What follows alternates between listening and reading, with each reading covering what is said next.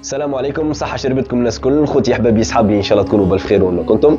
مرحبا بكم في قناتكم والي جي تي في. إن شاء الله رمضانكم مبروك، وإن شاء الله كل عام وأنتم حيين بالخير، سنين دايمة وينعاد علينا وعليكم إن شاء الله بالصحة والعافية يا رب.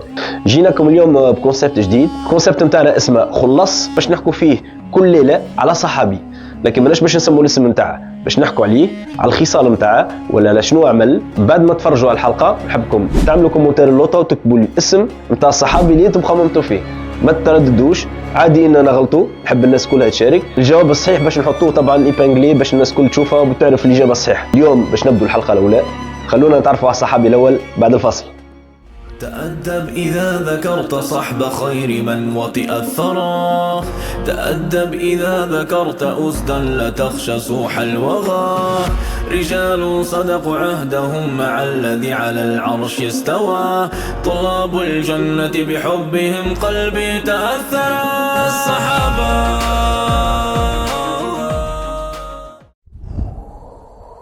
عام 10 للهجرة، واحد في نجد وقف قال لهم راني رسول.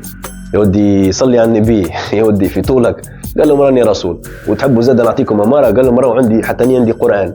قال لهم والطاحنات طحنا والعاجنات عجنا والثاردات ثردا والخابزات خبزا. يعني هذا ما يصدق كان انسان يا متكيف برشا يعمل موضوع من المواضيع. المهم بدو يبندروا له الناس اللي حوله وبالرسم يركبوا هذا اللي هو رسول بالحق، يعني جدت عليه سيد كذب كذبه على روحه وصدقها.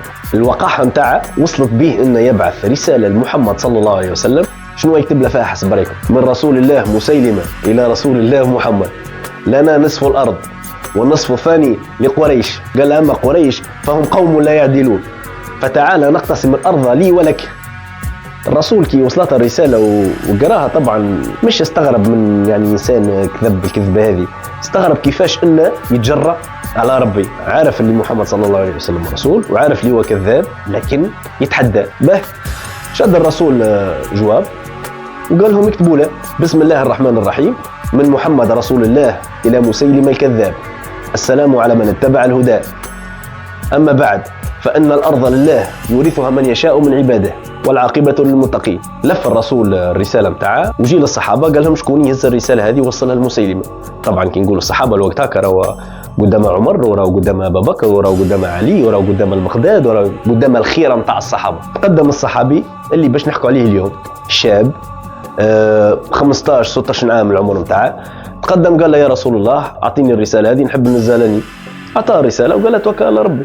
يعني تعلم حاجتين، تتعلم من الرسول صلى الله عليه وسلم غرس فيهم ثقتهم في انفسهم وغرس فيهم الشجاعه، يعني يعطيه فرصه. نتصور في الوقت هذا وقت اللي تبدا مسؤوليه كيما هاكي يتقدم لها طفل عمره 15 عام ولا 14 عام ما يعطوها لاش، مازال صغير.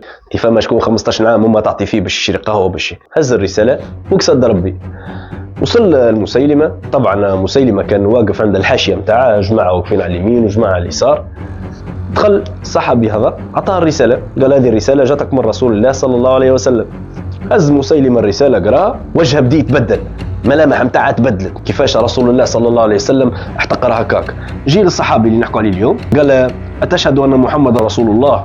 قال أشهد أن محمد رسول الله. قال أتشهد أني رسول الله؟ قال في أذني صمم عن سماع ما قلت. استغرب مسيلمة، طبعا أحمق شوي، جدت عليه ماشي باله بالرسم يعني ما يسمعش. عاود له قال تشهد أن محمد رسول الله؟ قال أشهد أن محمد رسول الله. قال تشهد أني رسول الله؟ قال في أذني صمم عن سماع ما قلت. عاودها المرة الثانية. وقتها تأكد لكون الصحابي قاعد يتفسخ عليه، قاعد يضحك عليه. نادى على السياف قال اضرب طير لا شلقة من بدنه. تصوروا يعني يجيك تبدا انت واقف يجيك واحد بسيف ينطر لك ايدك ساقك لطف، ماشي باله الصحابي باش يخاف يقول لا لا سامحني انت حتى انت رسول الله. وتعرفوا في الحاله هذه يعني حتى في الدين وفي الشرع ربي عز وجل اجاز لك وقت اللي تتحط في سيتواسيون صعيبه، في موقف محرج، موقف صعيب يعني ممكن تنجم تخسر حياتك فيه، لا حرج انك تقول كلمه ممكن تخرج على المله، لكن انت قلتها مش بقلبك، قلتها غرب فمك باش تبعد عليك لذاك. لكن الصحابي ما خافش. الحاشيه اللي واقفين على اليمين واليسار كلهم غطوا وجوههم، عارفين خاطر الضربه باش تتنطر دم، ما يحبوش الملابس نتاعهم تتمسخ. ضربه نطر له ايده، رجع له مسيلمه شوف فيه في الدم هكاك ويده مقصوصه كذا. قال أتشهد أن محمد رسول الله؟ قال أشهد أن محمد رسول الله. قال أتشهد أني رسول الله؟ قال في أذني صمم عن سماع ما قلت. نادى سياف قال اضرب ضربة أخرى، عاود ضربة مرة أخرى، نطر له شلقة أخرى من بدنه. يعني صور أنت تبدأ قاعد هكا وتشوف في شلقة من بدنك طاحت، راهي مش سهلة. الصحابي الشاب هذا قاعد صابر موش خايف، تنطرت شلقة أخرى من بدنه ورجع له مسيلمة قال له أتشهد أن محمد رسول الله؟ قال أشهد أن محمد رسول الله. قال أتشهد أني رسول الله؟ قال في أذني صمم عن سماع ما قلت. نادى على السياف المرة هذه قال له نحبك تقص لسانه. بالفعل جي سياف وقصوا له لسانه، تصور يعني لسانه قصوه له وما ترجعش وشد صحيح ومات على لا إله إلا الله محمد رسول الله. وهذه هي القصة نتاع الصحابي نتاعنا اليوم. اللي يعرف الإجابة يكتبها لنا في كومنتار، وكما قلنا لكم أول الحلقة رانا باش نقرأ الكومنتارات، والكومنتار الصحيح باش نعملوه إبانجلي باش تم الفائدة. ما رضاء الله إلا برضاء الوالدين، والسلام عليكم.